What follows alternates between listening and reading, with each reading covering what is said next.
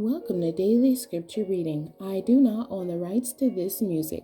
Acts chapter 14, beginning at verse 8 and ending at verse 18. This is the English Standard Version. Paul and Barnabas at Lystra. Now at Lystra there was a man sitting who could not use his feet. He was crippled from birth and had never walked. He listened to Paul speaking, and Paul, looking intently at him and seeing that he had faith to be made well, said in a loud voice, "Stand upright on your feet." And he sprang up and began walking.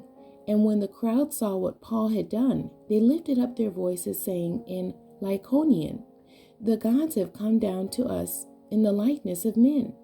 Barnabas they called Zeus, and Paul Hermes, because he was the chief speaker. And the priest of Zeus, whose temple was at the entrance to the city, brought oxen and garlands to the gates, and wanted to offer sacrifice with the crowds. But when the apostles Barnabas and Paul heard of it, they tore their garments and rushed out into the crowd, crying out, "Men, why are you doing these things?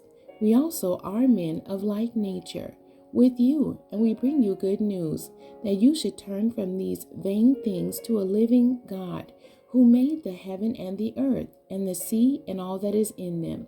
In past generations he allowed all the nations to walk in their own ways, yet he did not leave himself without witness, for he did good by giving you rains from heaven, and fruitful seasons, satisfying your hearts with food and gladness." Even with these words, they scarcely restrained the people from offering sacrifice to them. The end. God bless you, and thank you for joining me today.